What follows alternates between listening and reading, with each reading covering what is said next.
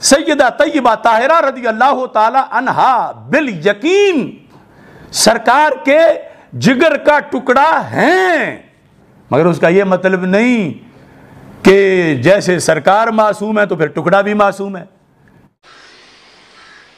صحیح مسلم میں یہ موجود ہے کہ پروردگار نے فرمایا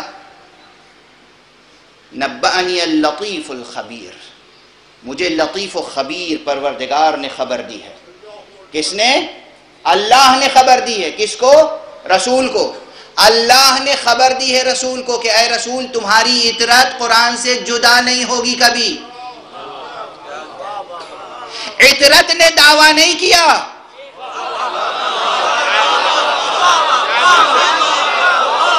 ہم دعویٰ نہیں کر رہے ہیں، اللہ خبر دے رہا ہے اے رسول اے نبی، یہ جو ہم نے قرآن دی ہے اور یہ جو ہم نے کوثر عطا کیا ہے نسل تمہاری مبارک، یہ اطاعت، یہ اہل بیت، یہ قرآن سے جدا نہیں ہوں گے۔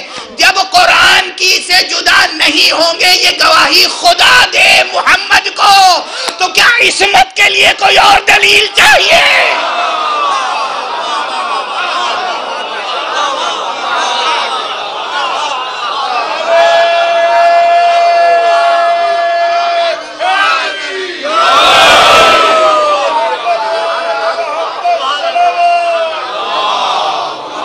بلند صلوات پڑھیں محمد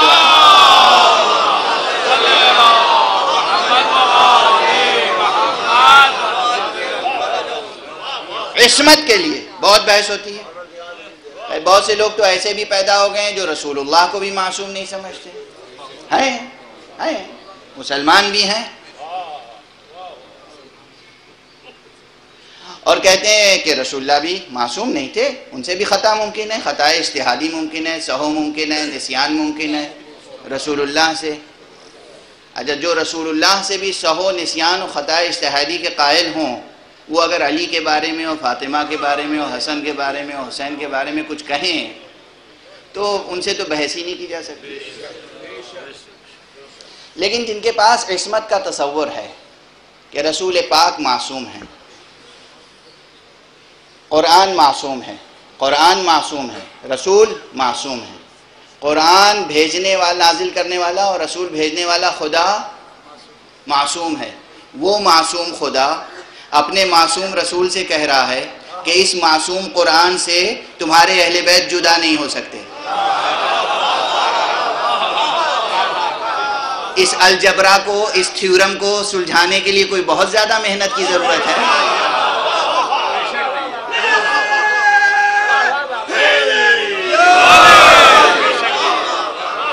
خدا معصوم،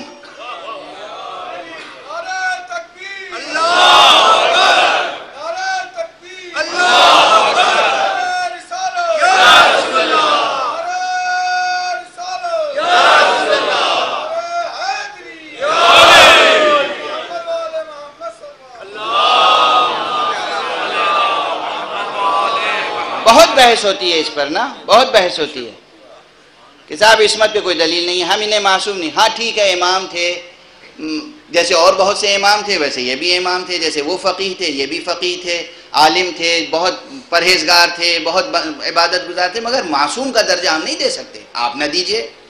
اللہ معصوم ہے، قرآن معصوم ہے، رسول معصوم ہے، یہ تین فیکٹر بالکل معصوم ہیں۔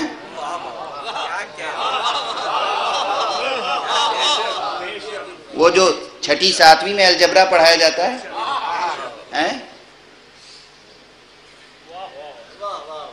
اللہ معصوم، نبی معصوم، قرآن معصوم۔ اللہ معصوم اپنے نبی معصوم سے کہہ رہا ہے کہ جو قرآن معصوم ہے اس کے ساتھی بس ایک ہیں جو اس سے جدا نہیں ہو سکتے۔ کب تک؟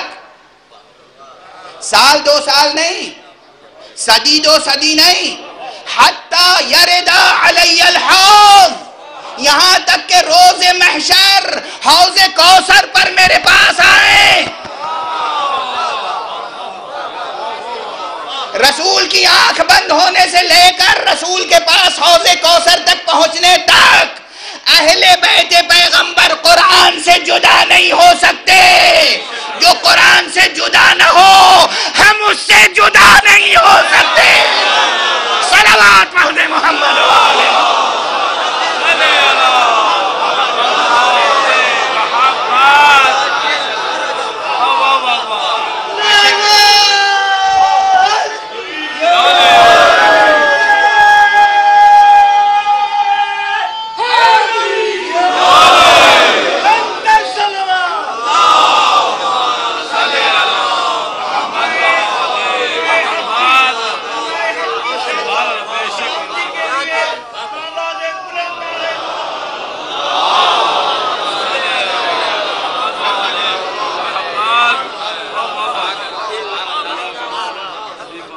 بھئی آج 21ویں صدی میں آج ایک مسلمان کی مشکل کیا ہے؟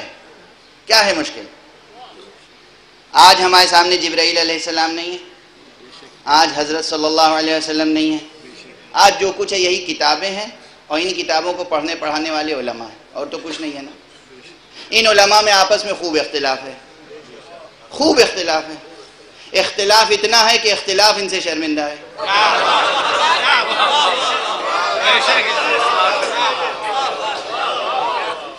ہے نا. اب ایسے حالات میں ایک جوان مسلمان جو چاہتا ہے کہ پروردگار میں تو تیری بندگی کرنا چاہتا ہوں اور میں صراط مستقیم چاہتا ہوں، سیدھا راستہ جس میں کہیں کوئی کجی نہ ہو، جو تیری ذات پاک کی معرفت ہمیں عطا کرے، تیری بارگاہ تک پہنچائے، تیری رضا نصیب ہو اور تیرا انعام نصیب ہو، بہشت نصیب ہو، آتش جہنم سے ہمیں گلو خلاصی ہو. اس کے علاوہ ایک مسلمان کی کیا خواہش ہو سکتی ہے کہ جب تک ہم اس دنیا میں رہیں وہ کام کریں جو تیری پسند کا ہو، اور جب تیری بارگاہ میں پہنچیں تو تیرے انعام کے مستحق ٹھہریں، تیرے عتاب کے سزاوار نہ ٹھہریں. بس یہی ہے نا خلاصہ. اب اس میں سب سے کامن فیکٹر کون سا ہے؟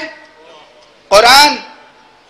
اس کے بعد یہی اختلاف کو شرمندہ کرنے والے اختلاف میں مبتلا علماء، ان سب سے پوچھئے سب سے صحیح حدیث کون سی ہے؟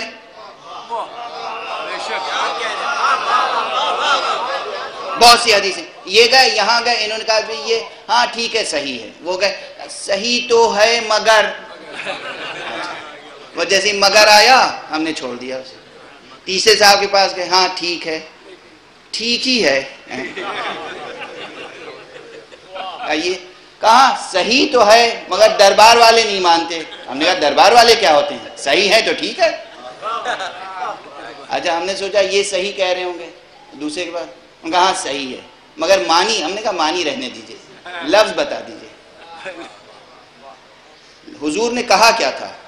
ہاں کہا یہ کہا تھا. اچھا ٹھیک ہے، آپ یہ کہا تھا، آپ یہ کہا تھا. ساری کرۂ عرض پہ آپ چلے جائیں، جن جن حدیثوں کے لیے سب کہہ دیں کہ ہاں حضور نے کہا تھا، اس کی فہرست بنا لیجئے. یہ 3 حدیثیں اس سے جدا نہیں ہو سکتی. یہ 4 حدیثیں کیا؟ یہ حدیثیں کہ حضور نے فرمایا نبأنی اللطیف الخبیر، وہ لطیف و خبیر، وہ ذات اس نے مجھے خبر دی ہے کہ میرے اہل بیت قرآن سے جدا نہیں ہو سکتے یہاں تک کہ صراط پر، یہاں تک کہ حوض کوثر پہ مجھ سے ملاقات کریں. اور صحیحین میں ایک روایت اور بھی ہے کہ حوض کوثر پر حضور ہوں گے اور کچھ لوگ آئیں گے اور کچھ فرشتے انہیں حضور سے دور کر رہے ہوں گے. صحیحین میں ہے. اور حضور کہیں گے انہیں کہاں لے جا رہے ہو؟ اصحابی اصحابی، یہ میرے اصحاب ہیں، یہ میرے اصحاب ہیں. فرشتے کہیں گے آپ کو نہیں معلوم آپ کے بعد انہوں نے کیا کیا؟ انہیں رسول سے دور کیا جائے گا. اللہ رسول سے کہہ رہا ہے، یہ صحیح مسلم شریف کی روایت ہے کہ اللہ لطیف و خبیر نے اپنے حبیب محمد مصطفیٰ صلی اللہ علیہ وآلہ وسلم کو خبر دی ہے کہ تمہارے اہل بیت قرآن سے جدا نہیں ہو سکتے یہاں تک کہ حوض کوثر پر تم سے ملاقات کریں. ایک طرف وہ ہیں جو قرآن سے جدا نہیں ہو سکتے، رسول سے جدا نہیں ہو سکتے، اور ایک طرف وہ ہیں جو جدا ہو بھی سکتے ہیں نہیں بھی ہو سکتے، ہو بھی سکتے ہیں نہیں بھی ہو سکتے. تو کیوں نہ ہم ان کا دامن پکڑ لیں جن کے بارے میں اللہ نے اور رسول نے ضمانت دی ہے کہ یہ قرآن سے جدا نہیں ہو سکتے. اب اگر ہم توحید لیں تو کس سے؟ قرآن اور اہل بیت مصطفیٰ. نبوت مصطفیٰ کا کوئی مسئلہ ہو کس سے پوچھیں؟ قرآن، اہل بیت مصطفیٰ. عصمت کا مسئلہ ہو قرآن، اہل بیت مصطفیٰ. صفات ثبوتیہ قرآن، اہل بیت مصطفیٰ. صفات سلبیہ قرآن، اہل بیت. کیا صفتیں حق میں پائی جاتی ہیں، کیا صفتیں حق میں نہیں پائی جاتی؟ توحید کے بنیادی علمی حکیمانہ اور نظریاتی مسائل کیا ہیں، اور توحید کے عملی تقاضے کیا ہیں؟ کون بتائے گا ہمیں؟ کون بتائے گا؟ وہی بتائے گا بس.